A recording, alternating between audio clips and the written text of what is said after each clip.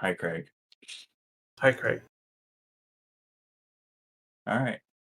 Welcome to the podcast. It is episode 3. We're going to be talking about Khatoum, which is the Rotenagr'ra region of the surface of Jutai.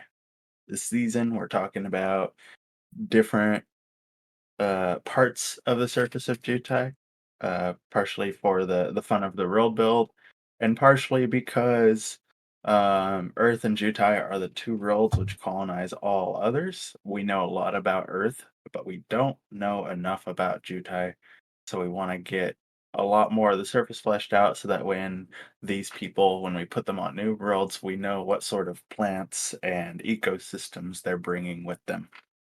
It'll help us flesh out our designs for our dungeons, our encounters, everything else like that, because so much of the surface of the world is made up of the different gigaforms, but the biggest and most important gigaform is the coral, which grows in all sorts of crazy different formations. And the Rotenagr'ra, just like most regions, has its own little subtypes of coral that shape it differently than the other lands. So we're going to dig into the Rotenagr'ra. Going to learn about Khatoum, which is the country that is built upon that land, and through its ecology and its geography, incidentally learn a bit about the history of the country because it is a ravaged wasteland Mhm. that is going through the slow rebuilding process of trying to terraform itself back into something livable after all of that. And it I, is I'm really excited to talk about the Rotenagr'ra because it's like it feels like the hard mode. I'm getting some echo for Jack. You shouldn't. I have headphones in. Oh, well, hopefully I'm not sure if anyone else is catching that. Maybe I'll turn things down. I'm not. But it it's when you talk that's when I get the feedback.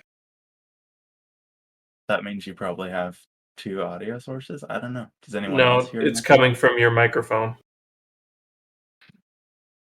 Weird.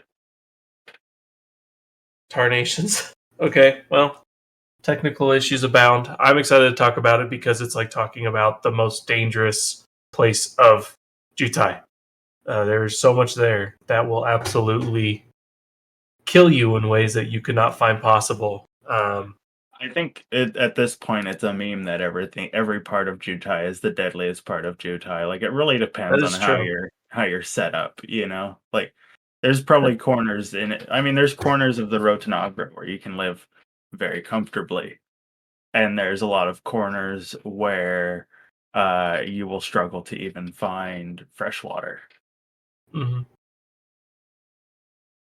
This place, Rotenagr'ra, has a storm that's like if you took the legendary. It's like if you took a couple mile wide F5 tornado and then had a world shipment of sharp obsidian glass get blown into it and have it last for uh, 2 to 3 hours. It can last a day or two. Yeah, the F5 section only lasts like 2 to 3 hours, I think. But yeah, so it's gonna be really cool talking about this. So I guess we should probably get to introductions, right? Yeah. So, Who are you? I'm Jacqueline. She, her, despite the timbre of my voice. I am the director of Ethnos. I've been working on it for too long. I don't know how to do anything else. Please help me. It has me in its grasp. And then a few years ago, I brought on Tyler here How as an long? official writer. And Tyler, why don't you tell them a bit about yourself? Hello, my name is Baron. Hi, you can read the name tag. No, but I've been a co-developer of Ethnos for 3 years. And yeah, that's all you need to know. We'll get right into it. All right. Okay, so are we going to start off by just reading the intro again? Yeah, sure. Let's do that. So we always, with every single one of these areas, we always have an article that you'll be able to hit up if you go to worldamble.com/w/ethnos. But so we're going to read from that first, kind of give you a little bit more of a tone, shall we say, into Rotenagr'ra. So we'll do. Jacqueline, would you like to read the first part, and I'll read the informational? Yep. All right, let's do it. The quote begins: "We have done plenty to destroy Earth. It is covered in vast wastelands thanks to our hubris. When we toured the acidic wastes of the Rotenagr'ra, it was a revelation of what destructive power the Sazashi held with their meta. The air singed my tongue with sulfur, even through our filtration suits. Pools of acid tempted us with their rainbow hues, ready to strip our bones of our flesh at one misstep. We couldn't see much wildlife besides what coral structures spiderwebbed from the earth. But our guide warned us that the wildlife could no doubt see us. Adventine Dana Chow." Notice that she did not die, so she knows how to listen. But yeah, so that sets the tone. It just sounds so horrible. It sounds beautiful, but ugh. All right. So for the informational, we'll just kind of go into a little bit of a topic overview of what we've got going on here. A true wasteland, Rotenagr'ra was once a massive Nege forest. The land was claimed by the Kirmagne, the first Sazashi, to secure the mainland of Jutai. During the era of Valusair, the Shalra, in a desperate bid to shut down the Kirmagne, devastated the entire Nege forest using meta mass destruction weapons. The fallout and ecological disaster turned Rotenagr'ra into a festering flatland with acid pools, predatory fungi, and razor-sharp stone. The entire southern region suffered a Corralum collapse, creating an entire region of unstable and treacherous coral desert. Only where the wastelands approach the mountains of Daru is the land at a more natural state. The cold winds from the north combine with what little remains of the forest to create a frigid steppe. In the present day, there are many pack-driven efforts to restore and reseed Rotenagr'ra, but it will take generations to knit the ancient wounds.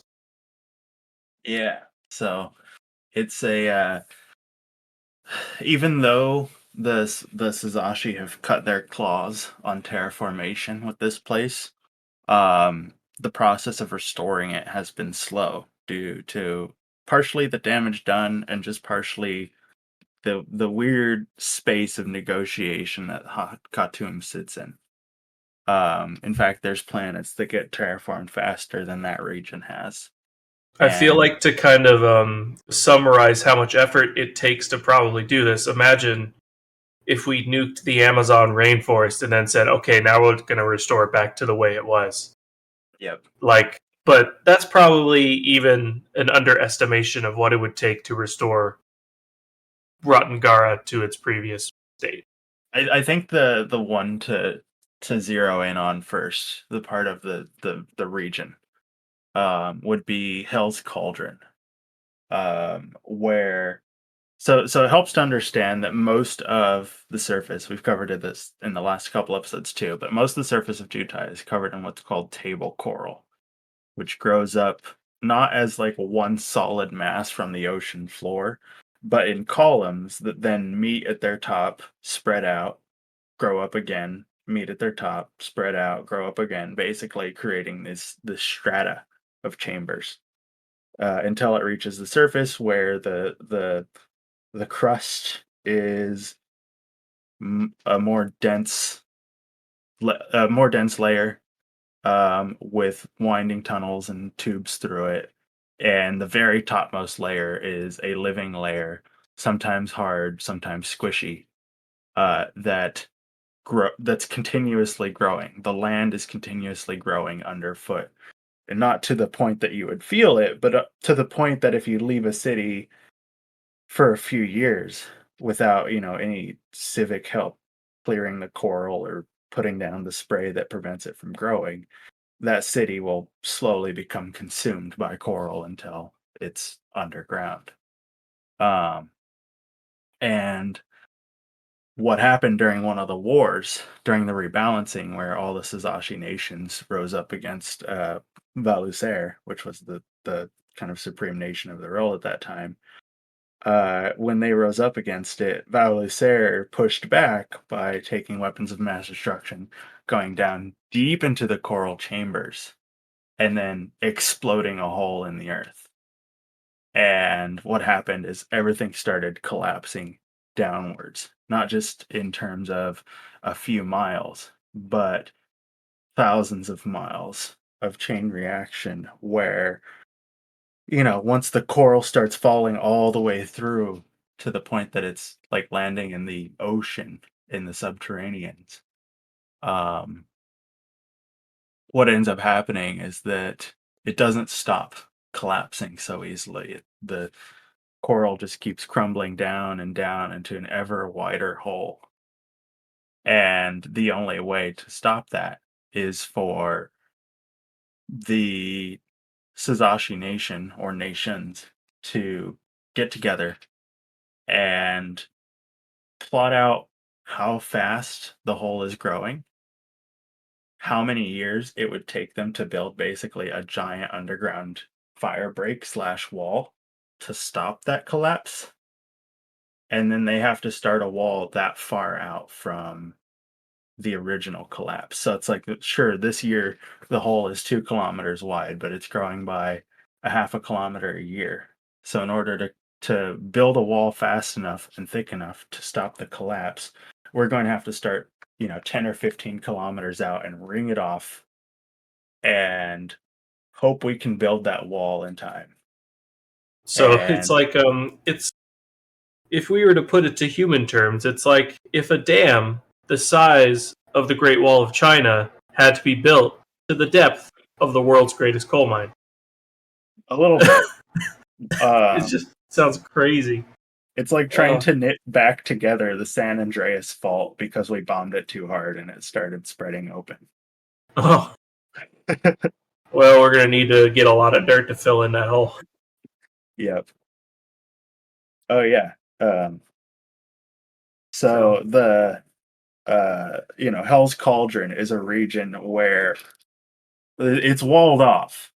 Like they managed to stop the collapse, but it took them so long to do it that this whole huge region is kind of just churning within because like the corals collapsed. You've got multiple layers of ecosystems that are still trying to eke out a living at the bottom of this, giant crater, basically. When everything that they know is kind of crumbled up in that hole with every other layer, because what lives on the surface layer versus what lives in the depths are different creatures.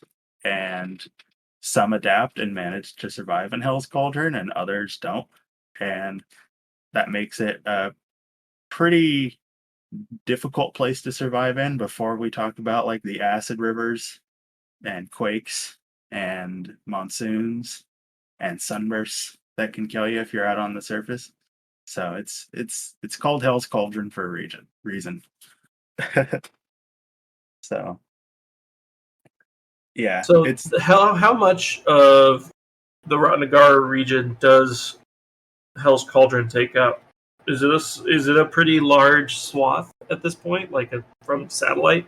let's see. Well, it's definitely very much visible from satellite. I would say let me open up the map, but I believe it's like a sixth or a seventh of the landmass. Like it's a pretty well, okay, looking at it more closely, it's probably closer to like a twelfth of the country, which is still it's a big It's still, land. yeah, Yeah, if we were talking about like what you could fit in there, mm, I don't know. Alaska. Uh, No, bigger than Probably that, the right? better part of our West Coast states, California, Oregon, Washington, could fit within the Damn. collapse. Huh. So yeah, it's I mostly ask that because I know that there's a ton of different regions that are all very, most of them are very hostile. Yeah. Hell's Cauldron is one, which we kind of. So the dangers of Hell's Cauldron. Can you summarize them for me again? One, an ecosystem that's very desperate to survive and probably needs to, it's still churning and trying to figure out, what creatures are at the top of its, ecosystem or of its food chain now that all the layers are kind of collapsing together. So you've got a lot of creatures in there that maybe previously or in general have never been indexed because they're generally from so deep in the coral that going down there is a bit like it's a full-on expedition and it's not something that always happens. So there's Yeah. stuff in there that you don't know how to deal with. There's acid pools runoff from the striated range to the north. There's lots of aerial predators, and in general, like the land itself is very treacherous because you're talking about so many collapses that uh, crossing through the land is like crossing through a sharp mountain range. You spend a day or two just crossing one peak only to find that it just looks like an infinite ocean of peaks ahead of you. Jeez. Yep. So that's one area. So you're Yeah. getting a bunch of stuff that you don't know about in a place where the Earth wants to kill you. So you mentioned the striated foothills to the north. Yeah, striated range. So striated range is a specific type of coral that did not survive life, basically. So it's an ancient fossil range of coral, where the entire range is inert now because um, it grew before there was much other life on the surface.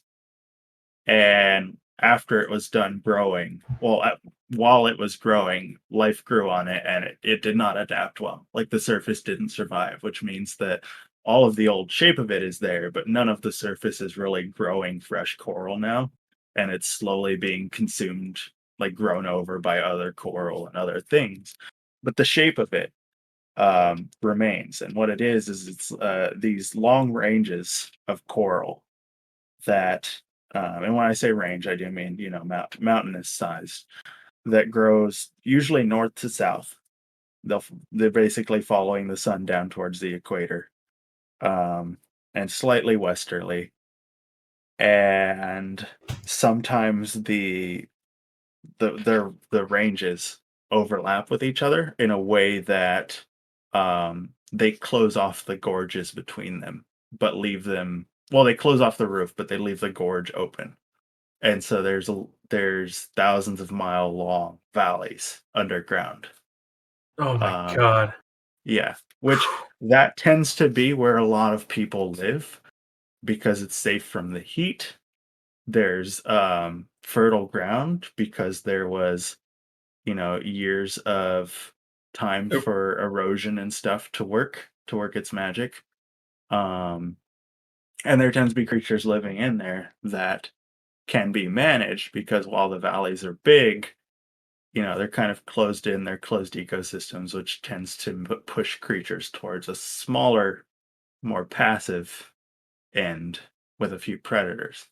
So it's actually not a bad place to live in terms of um, ecosystem, but the hostile aspect of it is that the deeper parts of the range do still have some living aspects. They're not growing, but they're still following their old purpose, which was basically they churn out acid.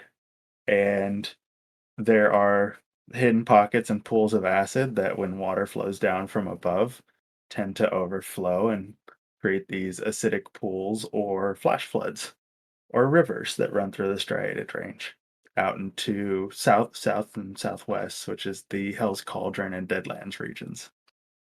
So you probably have some massive acidic waterfalls in Hell's Cauldron and in the range. Yeah. That'd be crazy. Yep. Whew. Stay away from it and you're fine. Get too No close to it. showers. Yeah. Well, make sure your water sources are closed off. Make sure your Um, you're not at the very low land where everything's gonna come flooding through. Yeah, the acid is basically how it's like a proto Nege where it was like the corals basically creating something like slog, but it's A much little more too acidic. strong. Yeah, it's much more acidic, um, and overflows quite often. Yeah. So yeah, All right. So that's it sounds like that's we're covering mostly the southern and middle of the country. And I yeah, know in the overview we talked about the steppes to the north. Do you yeah. want to go into the yeah?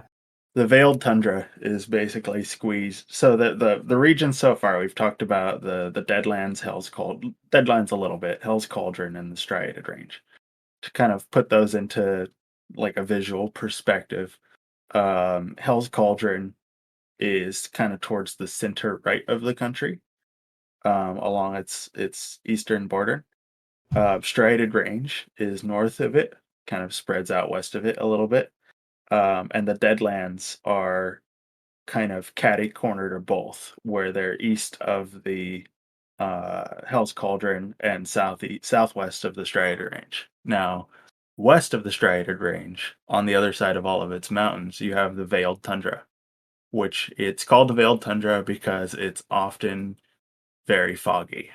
Fog is a pretty common weather type on Jutai because of the way the coral holds so much water and the surface gets so hot. What tends to happen is a lot of the coral in holes just churn out fog where that super humid, cool internal of the caves is open to this, burning, blinding sunlight. So mornings and afternoons tend to have a lot of fog, and within this tundra, it's pretty much always happening because of the combo of cold from the north and hot to the south and water bubbling up and all that. So that tends to be a cloud forest, bit of a rainforesty thick region where like you said, bits of the Nege still kind of lurk there. No trees, but a lot of the secondary plants survive well up there. So I don't know if tundra is the right word. Um, I think we were talking about. I think we were about to change it to steppes. yeah.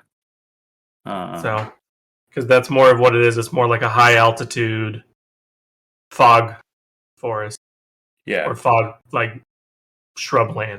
I guess would be the Yeah. proper term. So, All yeah, right. it's Is there any scrublands. other? And then west of that, you've got the Storm Forge, which is the coastal Mhm. region.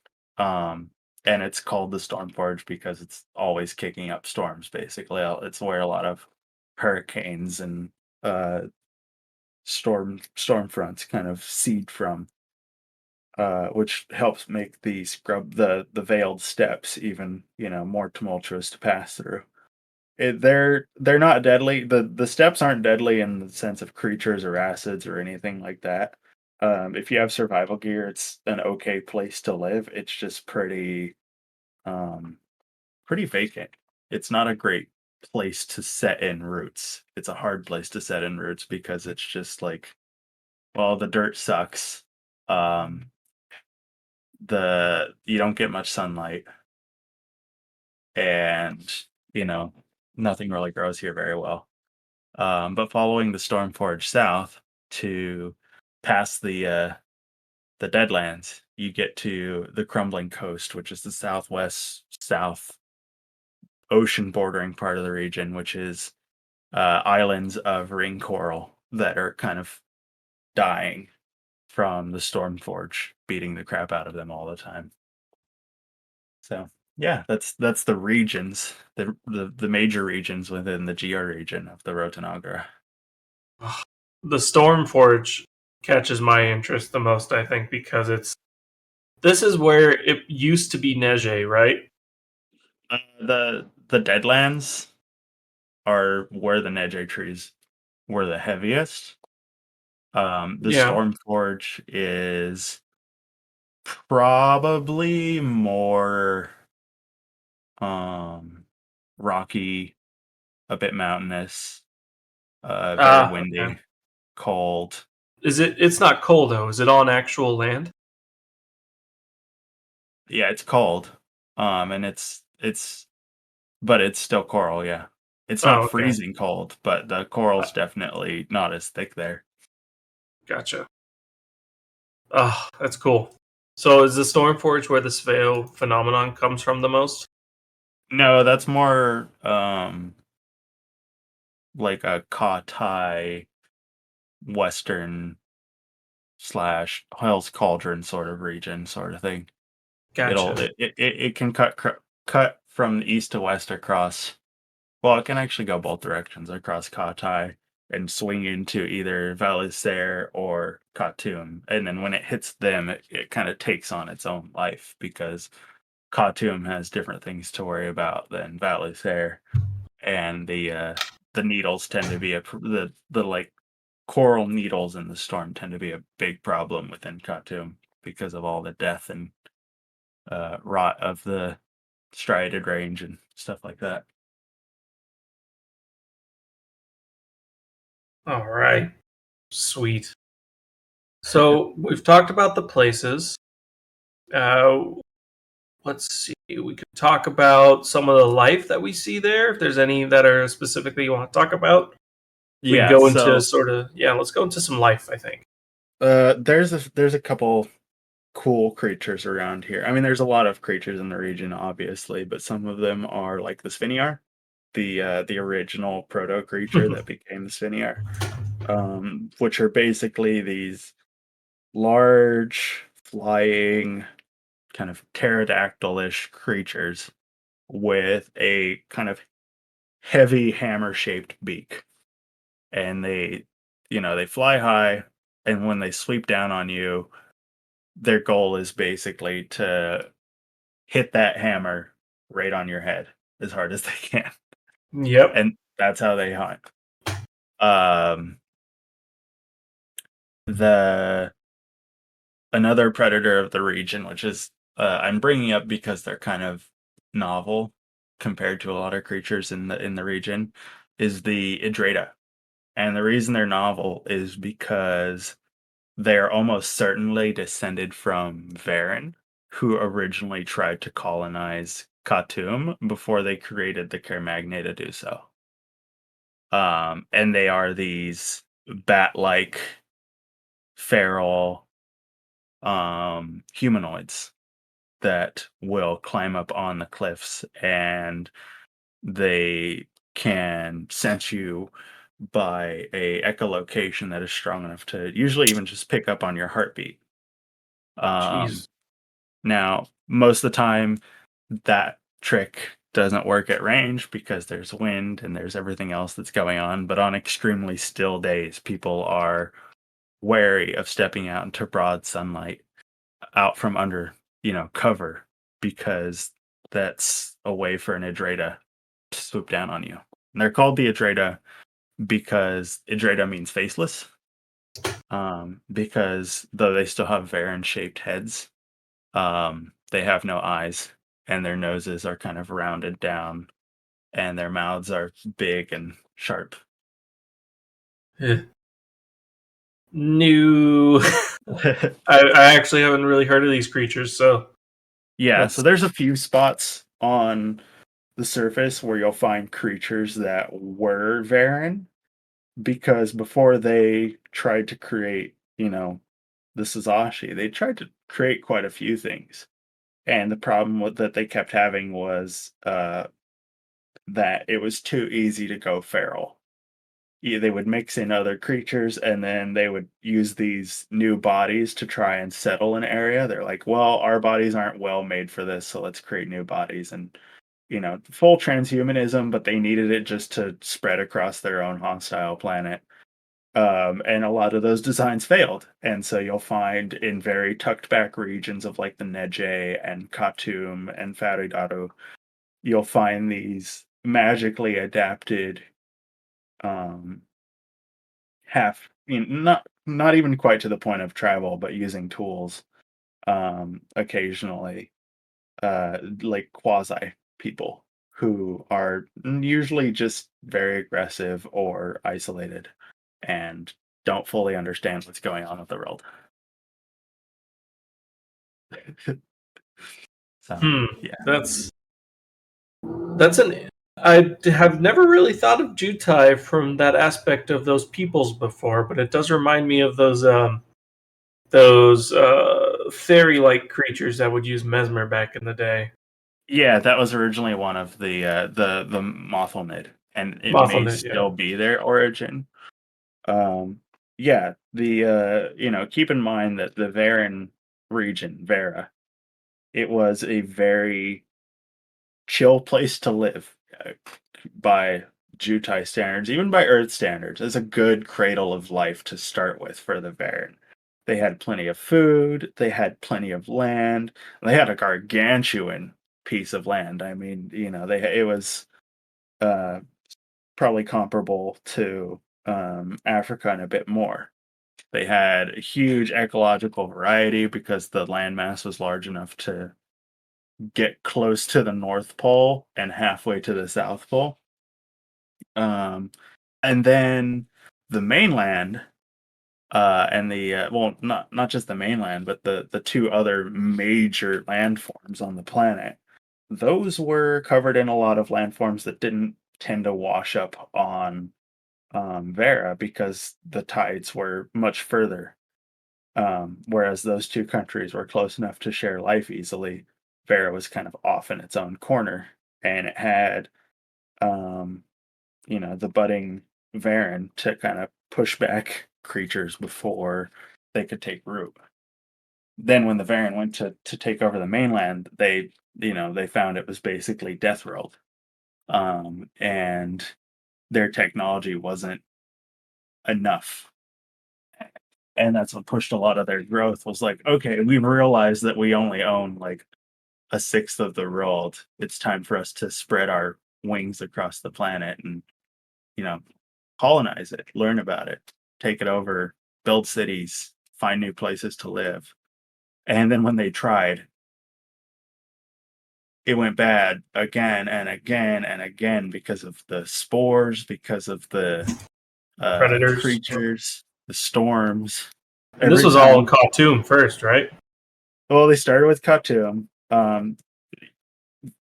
Keep in mind that to the east of Vera is Khatoum, and to the west of Vera is the Nege.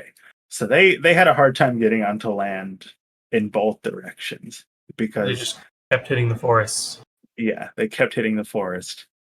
Um, and then they finally, they managed to set up their own towns a bit, and they're like, okay, now that we've taken root, we'll start making these other species to really adapt, to figure it out. We're not afraid to reshape our bodies. It's not a sacred thing to us. So let's go figure out how we can survive. But let's do it on other people, and that's why the Yeah, that became more of a political thing because it was just like no matter who they created, they started getting othered. And so they created people who were othered from the start. And that became, instead of really critically thinking on the fact that they shouldn't be doing this, they said this will be easier if we just make it less morally confusing for everyone and make these othered people from the start. So Yeah. I want to. Can I bring it back to Khatoum? Because I do want to hear more about if you have any more life to share. Like I'm curious if what else could be living on the surface. Um, So excuse me, plants would be one I'm curious about. plants. So the striated range, the way it grew and the way that its kind of offspring grow, because although most of the range is dead, there are regions that evolve to keep up with the times. Is it? I don't know if you've ever seen like a banyan tree where the roots grow out horizontally and then drop shoots to the ground to hold themselves up so that it ends up being like this long horizontally running like river of wood held up by little pillars. um, but the coral kind of does that. So it can be 50 or 60 feet up and it'll just run out over you and drop what will kind of feel like being in a forest of all these support beams.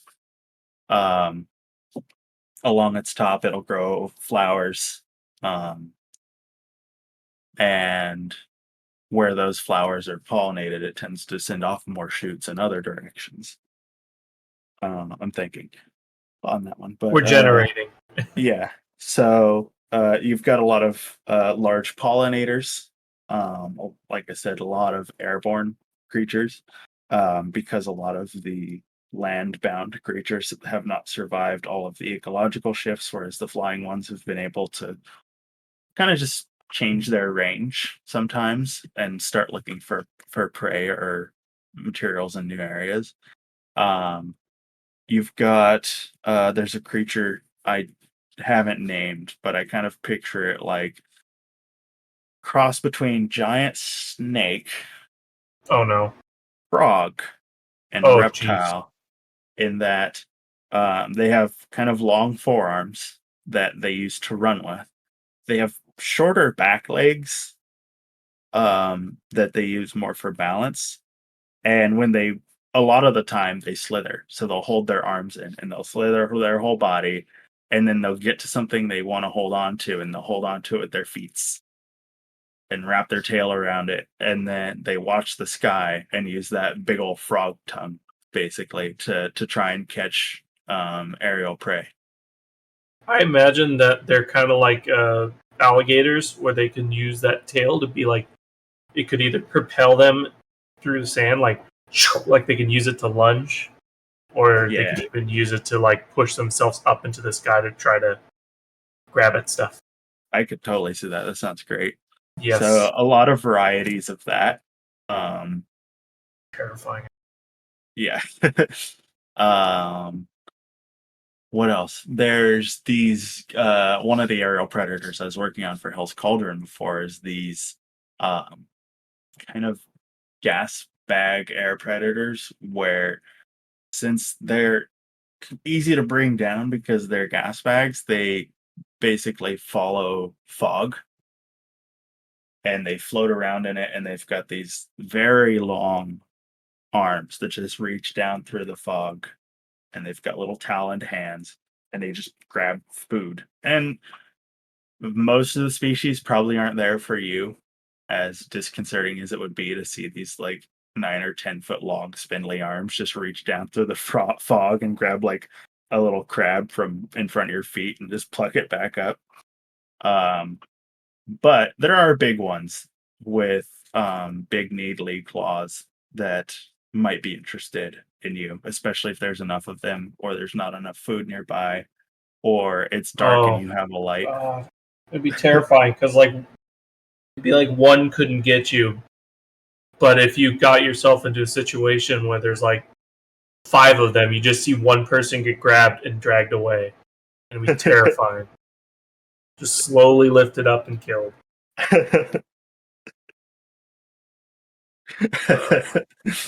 Like one of them Come would with be like an me inconvenience.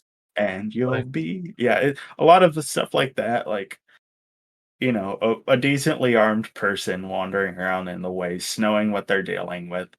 They know if arms start reaching down from the sky, they just kind of have to aim in a vague direction, take a couple shots, and you'll hear like as one of them deflates. But you went robot voice there for a second, and it worked really well.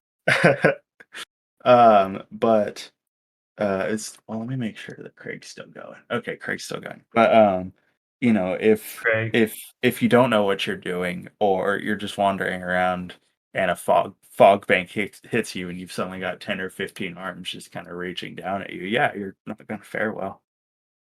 Yeah, lay down. Yeah. Yep. So there's quite a few creatures that hunt through And of course, you're most likely going to have Sazakrat, right? oh Of yeah, some there's of some form. definitely Like, Sauerkraut do pretty darn well in Khatoum. It's definitely one of the places where Sauerkraut are an absolute apex. Um, they're just too damn smart. Um, and they're too darn strong, and they're too darn mobile. yeah, I They're mean, just if if you want to see how to survive a situation and you can manage to survive being near Sazakrat, just watch what they do. Most of them have learned and have been trained by their parents and have like generational knowledge built up now on how to survive these places. So yeah, Sazakrat aren't quite the apex of the planet, but if someone asks you what's the apex of Jutai, you say Sazakrat. You know what I mean? Like, it's there's definitely like I was answering a question from Lyrene there. Sorry to like just interject with that, but because Lyrene was asking, aren't they flat out the apex? There's obviously terms and conditions to that, to certain regions, to certain yeah, ecologies. But uh, they are very adaptive. They are very smart. They might actually be too smart to make the jump into being a fully siphontic creature on their own, even given millions of years, because they're too well adapted to need to improve. yeah. They have no factors which are forcing them to change, except for siphontic life, pretty much. Yeah. If anything is gonna trick them into yeah. The Varen uplifted them because they figured, maybe if Well, we not use this uplifted. They made the Sazashi out of them. yeah.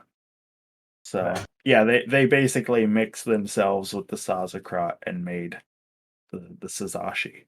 Um and the different Sazashi species are mostly the different Sazakrat they used. Or Um, other miscellaneous apex predators of that region. yeah. Well, S- I kind of think I want to drag it back to Khatoum because we're hitting 20 yeah. minutes left. So, but that was good. We went through a lot of good creatures there, and I'm really excited to start writing out the gas bags and the lizards, the lizard, frog, alligator, terrifying monster. Ooh. There's a lot of really cool. I have 2 points I want to cover before we take questions, and one of them is the phenomena that happens on in Khatoum, and then I want to take from that, and we'll move on to civilization. Kind of end with where the Magna and stuff eke their existence. Sure. So phenomenon. I mean, a lot of people here who are listening might have read the Sveo phenomenon. It's a very old classic article. So what is Sveo phenomenon? So, uh, as windstorms cross the surface of Jutai periodically, you've still got a lot of the ecological disasters we're used to on Earth, which is windstorms, monsoons, hurricanes, tornadoes, all that. The Sveo storm is a windstorm slash. Often it leads into tornadoes, or it has tornadoes within it. Um, but it's a storm that's carrying on it fragments of fossilized coral that doesn't really always break down into sand very easily. So as oh, for a lot of the coral of like the Kata and Khatoum regions, um, when the surface dies and fossilizes and is stripped by erosion, it leaves these kind of needle-like skeletons just sticking up out of the ground. Most of them only like a millimeter or two long. If you wear sandals, you're fine. If you go barefoot, the bottom of your feet is going to be shredded. Now, when a windstorm tears through that, usually it just causes the ground to kind of make a hissing sound because the wind's blowing through it. But um, whatever's impacted or crunched off or broken off, that's going to get picked up by the wind. And if the wind hits a region with enough of this, it will carry those needles for miles. And if you're standing in the way of that windstorm, you're going to be hit by these basically bone slivers. Um, I and think I have some world building I want to do with these really quick if I can. let's see what you got. So the way I imagine this storm, because I've been studying a lot about tornadoes and watching a lot of storm chasing lately, and kind of understanding the kind of how crazy Tornado Alley is, and what makes it unique and special. And applying that knowledge to the swale phenomenon, I'm thinking the swale storm, like the actual major storm itself, sounds like it's one giant mesocycle, which is like the part of your storm cloud that is capable of generating that spin. And then you can have all sorts of subvortices and stuff beneath that turn into individual tornadoes. So what I imagine happens is you're getting this like unbelievably huge, basically tornado supercell that is a mesocyclone that is miles upon miles wide. Yeah. And so what you have is you may be able to get into the mesocyclone and be okay. There might be winds that are like 120 miles an hour. I say okay as in like you might survive if you're in cover. But the danger of the swale phenomenon is not the consistent winds in the mesocyclone. It would be the subvortices that tear through it, because in real life, in the way tornadoes work, is you have that main wind and then the subvortices will blast through and have that like 250 mile per hour super gust that can only last for a bit, but they'll turn a car into an unrecognizable husk. So, So what yeah, causes a subvortice? they're just I haven't studied that part very much, but I know that you just get these kicks of wind that turn into these like stronger mini tornadoes within the full tornado, and they're Yeah. typically extremely strong. Well, So having that given wind that the around, given that the tidal forces pushing through the coralum pushes out like bursts of cold air, I feel like the pressure systems that would come out of that and mix with the windstorms with that mesocycle would probably be what seeds that. it means you could get dry phenomenon and wet phenomenon if it goes over the steam and suddenly gets wet, so you still have the obsidian blades, but then it's just raining as well. You're like, oh well. Yep. Or you just get the dry ones, which are the more common ones because they are actually like brightly lit storm clouds Yep. or dust storms. But yeah, so you get hit by one of those subvortices. Doesn't matter what you are, you're being pelted by basically metal needles at 250 miles per hour. Yeah, and if not metal, they're still just needles, but if it another downside of that is that if there's any so if it's a glow cloud, which means it's got spores in it, a lot of those spores tend to like warm, wet, living tissue. And if you're out in a storm that's gonna cut you up and leave a bunch of open wounds, and then you get spores in those wounds, not a good mix. Especially since a lot of those spores tend to I haven't really covered this before, but a lot of the glow rain spores tend to be extremely fast growing. Like it rains and you go outside and it looks like the pavement's covered in flowers because they take root and they flower and they try to move on to the next phase of their life as quick as possible before they die out. Um, so you don't want to be out in that while also getting your skin cut open. And your armor cut open and your suit cut open because not going to That stuff sustain builds up. much. Yeah. So I, I want to go change that right back into civilization because when I hear that, that's not livable. I don't, unless you're in a like you're deep in the Corralums, that's not livable. Yeah. So, keep in mind that a lot of that process wasn't happening when there was Nege.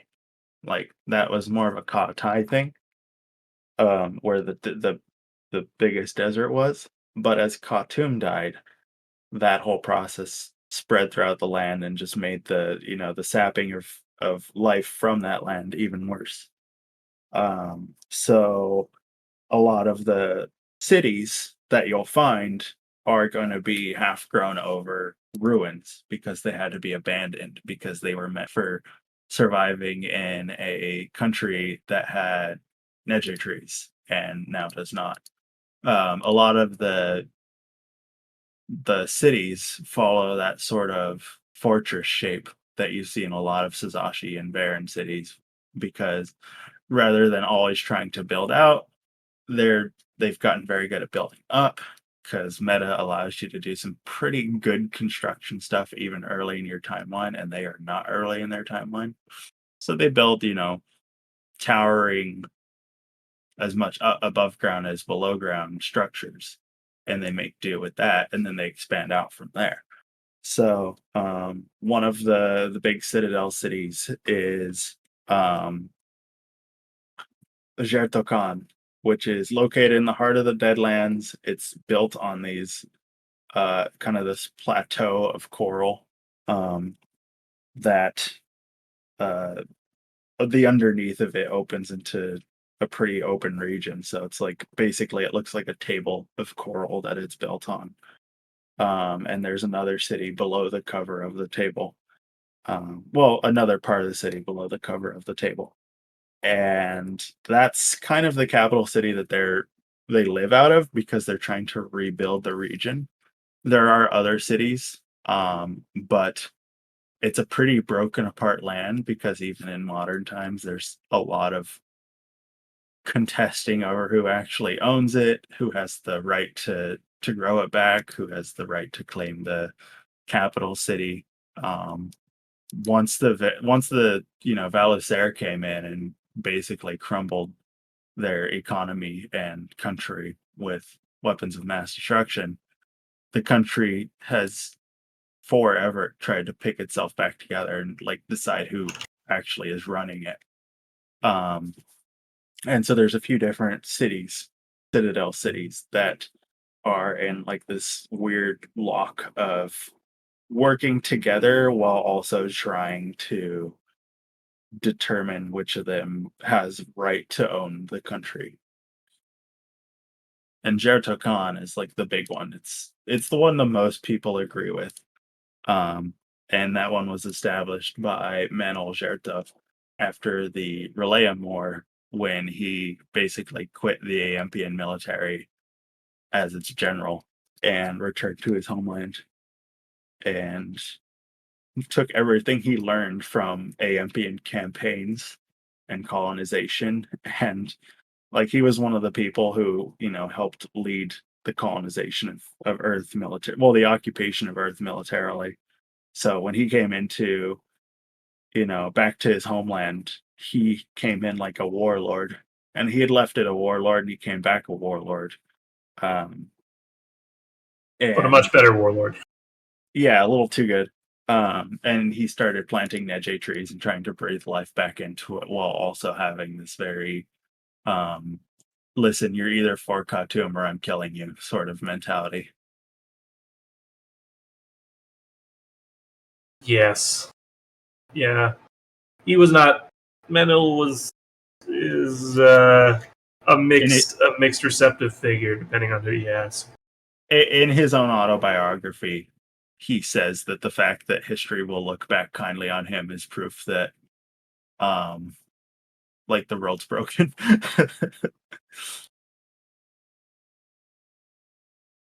Oh, well, I think that's what we got Yeah. for. So I guess we'll start taking questions. I know we have some questions. I know we had one from Emperor Charles, going all the way back to find it. Are there any fungi or plants that are safe to eat in Khatoum, or ones that have interesting effects? Oh yeah. There's mm, quite a few soft coral, leafy coral growths, and that's kind of all over the surface. Honestly, in most parts of Jutai besides Khartoum, finding edible food isn't hard. It's just making sure you don't eat the rest of it. Um, there's always something growing somewhere. Again, aside from a lot of the dead parts of Khartoum. So where There's there's a lot life, of foraging that can be done. yeah, where there's life, you can do well. and where there's basically deserts of death, you shouldn't go, because there may be things eking out life there that you could eat, but eking is the key word. Yeah, and there are also a lot of creatures that you're a lot of resources that just came in, so you're gonna be high up on the menu. But yeah, so I think you would see a lot more interesting fungi around the acidic waterfalls and pools, as well as you would see a lot more interesting just basically down below in the surface. So I think you'd get these very potentially lethal, potentially cure magne drug trip fungi that would have some sort of infusion by feeding off the acid, and you just take hydrogen sulfide and you put it through plant and it makes LSD. Great. That'd be cool. You just turn acid to acid. Question from Lyrain about the coral collapse rates. Is the coral always collapsing, leading to constant construction project involving building those wall dams? Yes. They're not as critical in the modern timeline, but their history is rife with trying to stall hundreds of years of fracturing left over by the war. It didn't help that before that, even Khatoum was being kind of strip mined in a lot of places, and like the city at the heart of Hell's Cauldron, before it was collapsed, was a giant subterranean city that they set off a spell bomb in and caused the whole thing to basically collapse. So there's a lot of quote unquote fire breaks where you'll see, like, not only have they built a wall where they basically cement this entire section of ground from the surface as deep as they can go, but they'll even just break off the coral between that and the oncoming crumbling, so that when it does reach there, it doesn't pull on that wall. And so you'll find a canyon that just kind of runs straight, and goes down, you know, hundreds or thousands of feet into darkness or into like water.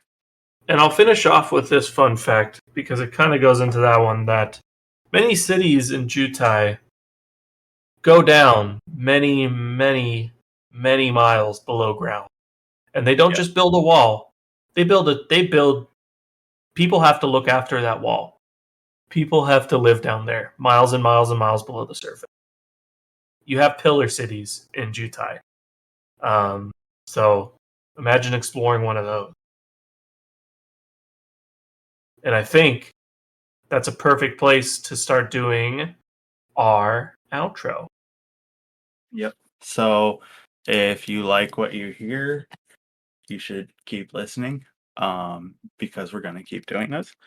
But if you want to throw money at what you hear, you should check out Ethna Studio over on Patreon, where you can get access to our ongoing lore archive on World Anvil, because as we've been cleaning it up, because it has over 1 million words, as we've been cleaning it up, we've been putting a lot of it kind of hidden, because it's stuff that we feel is really cool but isn't integral to understanding the setting.